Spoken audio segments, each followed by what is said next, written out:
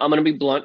I'm going to be very honest, and I'm going to sit here and I'm going to tell you right now, from a Mavericks fan, without any negativity, with blunt, brutal honesty, this series is over. Our opportunity to win this series was in Game 3 on Friday. Luka had 44, 9, and 9, and nobody backed him up. Mm-hmm. KP had 9 points. We lost by 10 on our home floor. Kawhi Leonard popped off, PG popped off, Reggie Jackson popped off, and Marcus Morris popped off. Granted, Kyle and I both predicted the Clippers to win this game, and we predicted the role players to step up for the Clippers, which is exactly what happened. They had over 60 points combined before the fourth even started. I'm in reference to Kawhi and Paul George. But the fact that we kept that game close all the way up until midway through the fourth was amazing, but at the same time frustrating, because the team just did not produce, and we absolutely shit the bed when it mattered most between shot selection and free throws. Once again, Luka Doncic shooting under 45% from the free throw line this series. Absolutely, completely, positively unacceptable. If you're that good and you take as many jump shots as you do throughout a game, you're telling me you cannot sit and look at the free throw. You can't sit at the free throw line and look at the basket and tell me, bro, ain't no shot contest. I don't got to step back. I don't have to shoot off balance. It's just me and the rim. And you just can't do it in the postseason. Unacceptable. That's Game 3. Last night, watching that game, as a Mavericks fan, I knew within the first 5 minutes this game was over by the lack of effort from the team as a whole. Literally sitting here and watching Porzingis go 3 for 3 or 3 of 4 from the field to start the game. And my girlfriend was getting excited and whatnot. She's like, oh, KP's finally doing something. I said, yo, this game's over. 5 minutes into the game, I said, this game is over. I'm talking, we're having people shoot jump shots, as we have been all season, as we have been all series. Like I told Kyle, we've been getting a little overconfident with the recent hot streak of shooting the 3 ball. At one point in the third quarter, we were 4 of 28 from the 3. I was like under 17%. Just saying. That was in the third quarter. Oof. I didn't watch anything past the third quarter because I was fed up. I checked out. I was done. I didn't want to give myself another migraine. I went to sleep. I was over it. I'm sitting here and I'm watching. I can't remember who it was. Somebody. I think it was Tim Hardaway Jr. He penetrated into the lane and he threw a floater up, and our entire offense was outside the 3-point line. Kristaps Porzingis is 7'3", running at 5, not near the rim. Maxi Kleber sitting in the corner. Nobody's chasing the rebound. So what do the Clippers proceed to do? They get a rebound, an outlet pass. We have to foul because we're fucking short-staffed on the other end because we didn't want to hustle back after the miss. So the 4 of you are outside the perimeter with a head start on defense, and we still have to foul because we're not getting back. No effort, no urgency, and absolutely no offense outside of Luka Doncic. Mind you, the man has a neck strain that has clearly visibly affected him this entire game. He still goes out there and plays 36 minutes and is 9 of 24 from the field with 19 points, 6 boards, and 6 assists. You're telling me a man basically with one arm has to go and lead the team in scoring? Unacceptable. Complete bullshit. I've had enough of this team just, the ball's too far. Like, the Clippers are too big down low. Or, the ball just, it just got out of my hands, man. No, we have basically four 7-footers on this team, and none of them are averaging anything above 5 rebounds a game. Luka Doncic is the leading rebounder in this series in regards to the Mavericks. Kristaps is 7'3". Boban got some minutes last night. He's 7'4". We have Willie Cauley-Stein at 7 feet. Nobody is doing anything on the rebounding issue. We're turning the ball over and we're throwing up garbage. Listen, in my opinion, as an NBA fan, as a basketball fan, if shots ain't falling, if you just can't hit a jump shot, what's the next logical step in the sport of basketball to do? If I can't shoot, Kyle, I'm asking you literally, if you just can't shoot, what's the next step of offense? I pass it to somebody who can't shoot. Pass it to someone who can't shoot, or you take it to the rack and go to the free throw line. But instead, this team decided to say, you know what? Fuck it. We're going to keep throwing garbage up at the rim. Do you want to know what our final percentage was from 3? We were 5 of fucking 30.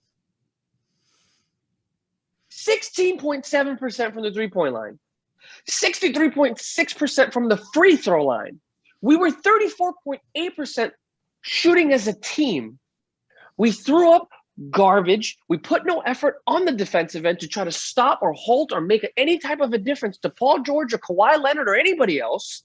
The Clippers must be shooting upwards of 70% in the corner of this series on both sides of the court and on both sides of the floor, because I don't know what it is. After we double Kawhi or Paul, or we collapse on somebody driving into the lane, we do not know how to defensively rotate into the corner, because Marcus Morris literally might be shooting 100% from the three in the corner. Reggie Jackson, everybody is lights out in the corner. Bro, you might as well just put a circle right there that says, yo, they're going to end up here. I need someone to stand here, because that's where they've been shooting. And any run we went on ended with a corner three by the Clippers. Paul George did not have the greatest game, and he was, I believe, 6 of 16, but he found a way to squeak out 20 points. Everybody on this Clippers roster, minus people on the bench, were plus. Like, they were a positive plus minus. Everybody. Kawhi Leonard and everybody else on this team just said, you know what? If they're not going to hustle, fuck it. Why not? We're just going to dominate. They beat us by 25 on our home court. It's absolutely done. I'm over it. I've been saying this since 2011 as a Mavericks fan. We have not had a traditional big since Tyson Chandler was on this team. And then we got him back after he left the Knicks. And then we let him go again. We're literally sitting here and we're promoting stretching the floor and shooting bigs and whatnot.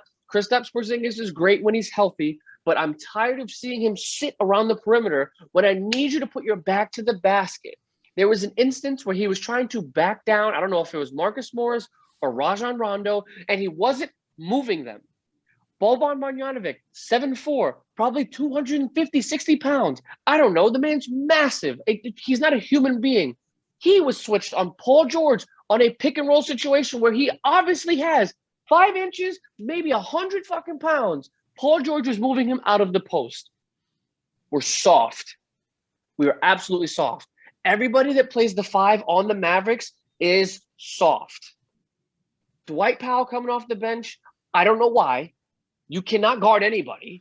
You're not a good shooter. You're literally useful for the pick and roll alley-oop. Kristaps Porzingis barely plays any defense, gets no rebounds. He's averaging under 5 rebounds a game this whole series, and you're 7'3". You're taller than their tallest player, and you can't get rebounds. Luka Doncic is playing with one arm, and he's out-rebounding you. Trey Burke played in this game, no idea why.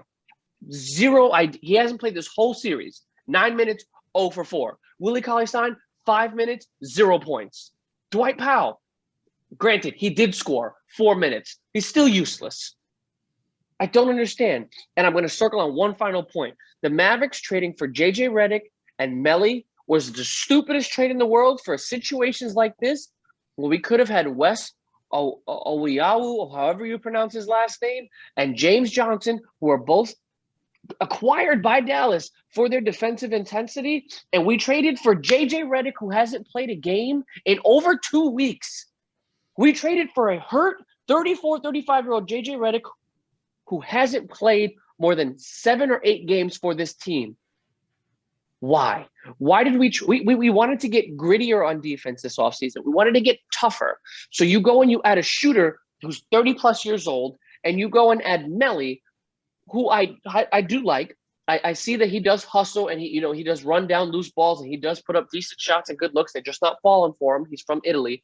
But we traded 2 gritty veteran defenders in this league for garbage.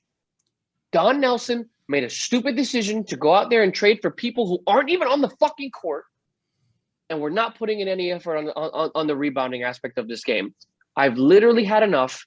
We had 20 fouls as a team yesterday because we put in no effort. Guys, I wish I was kidding. If you didn't see this game, there were times where rebounds would bounce right to the Clippers player. They'd get on a break, and we'd be like, yo, we're not there. We got a foul. Like, that's on me. No hustle, no grit, no determination. This game will end in Dallas with a blowout from the Clippers. I cannot say enough. If we don't step this game up, if we don't put any kind of change into this lineup, or not this lineup, this mentality of this basketball team, I think we have to blow it up. We have to blow the. I'm not happy with anybody on this team. Nobody is safe from my wrath. That is not Luka Doncic because he's doing everything. And even at that, this man needs to fucking shoot better from the free throw line. So I can't even say he's 100% safe from my wrath because everybody on this team needs to understand this is a team cohesive unit. This is a team sport. One guy can't do it by himself.